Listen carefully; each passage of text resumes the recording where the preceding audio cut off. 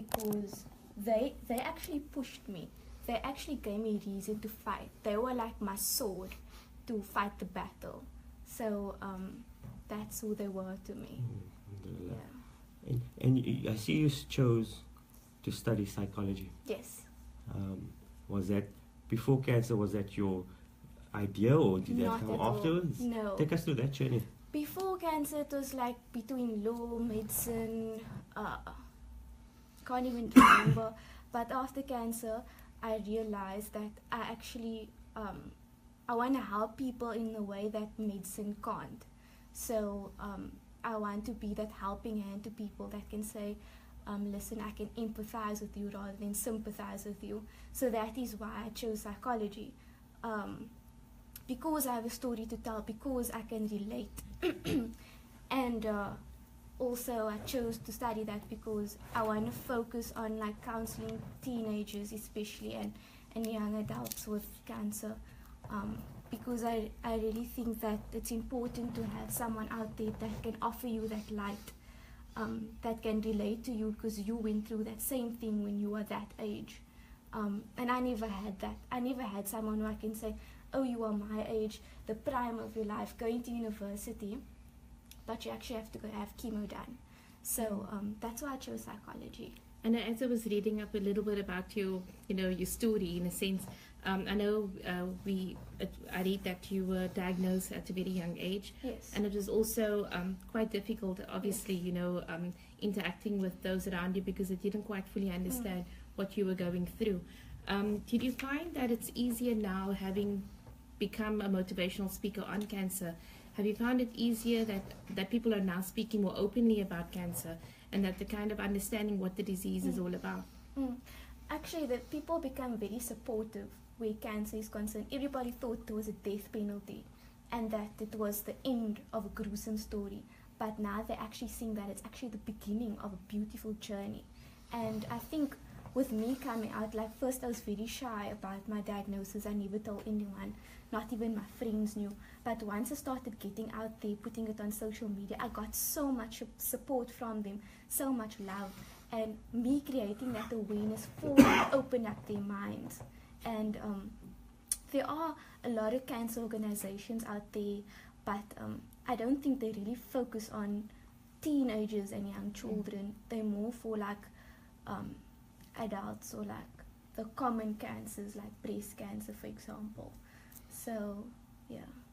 Okay, so one of the things which is so odd is like you're studying psychology, you're super busy, you've got so much energy, you can't sit still though, you skip gym a few days, but you also work at the airport companies of South Africa as a data analyst.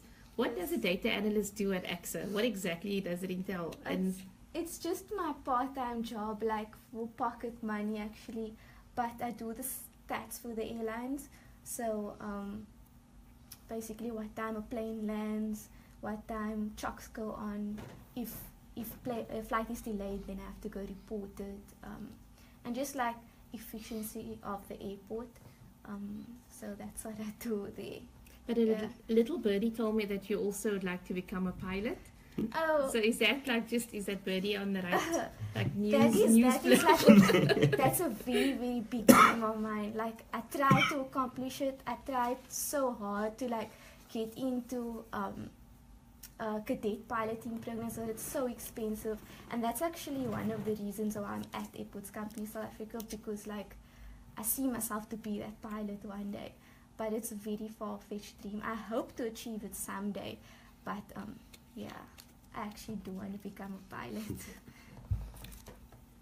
In one of your interviews, Kauthar, I took a bit of a caption or quote from you. You said that when you were diagnosed during your matrics, you said that there was a part of the interview that said it was a future you may never see, some part like that. And that was something that hit home quite hard personally, but take us through that sort of emotion, because there's a lot of people out there that, like you mentioned earlier, a key word, you empathize and not sympathize. And there's a big difference between empathy and sympathy. So maybe from that point of view, if you don't mind, perhaps our listeners out there that's maybe having a similar experience can relate to it. Okay, so when I was writing matric finals, that was when my symptoms was at like its peak. So my coughing increased, my night sweats, fatigue, extreme tiredness. So I would go home from school and then I would study, and then I would study for like 5 minutes literally, and then I would be out of it. Like my brain would be fried. So then I used to go, like the next day I used to go and write that exam, but not even knowing like, oh, did I study well enough? Like everything was just blank to me. Like I didn't know where I was going. And then I would sit in that exam room with everyone writing, all the students writing, and I would think to myself, I'm here today, I'm writing exams, but like I don't even know if I would see my future. I'm writing exams for future I may not even see. So what is the point of me being here, me studying, me going through all of these things? So that was like my emotions of, like, I actually didn't accept it at first that this is happening to me, but I also didn't want to just give up like right there. My mom actually told me that, you know what, you don't need to write matric finals, you can do it like next year, whatever, like first get better or start chemo or whatever. But then I told myself, you know what, let me just get it over and done with. I studied enough for it, so let me do it. And then at the end of the day, I passed, and I passed with a bachelor's, and I got a distinction writing through cancer. So and if I hadn't to like write my matric finals, I would be another year behind with university. So I just kept myself motivated and driven to complete that exams. I probably could have done much better waiting another year or so, but like I just pushed myself through it. It's amazing what a human being is capable of. And I think that's the embodiment of what I'm hearing you talk about this. You have to push your mind where your body can't take you. Final. I think that was one of my next quotes that I was going to get to. But thank you. I'll move on to my next quote if you don't mind, Shana. And that is the Jahannam and back quote. Oh, okay. You know what I'm talking about, perhaps for our listeners in on that aspect. Chemo was like going to Jahannam, through Jahannam and back.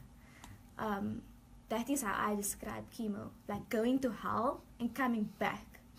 So it's like every fiber of your being gets tested in so many ways, not only physical appearance but emotionally, subconsciously. You don't know what you're going through. Like every single day is a new experience for you. Like it was so tough for me to go through chemo. It was so hard for me to lose my hair, like to look in the mirror and see myself with like no hair on my body.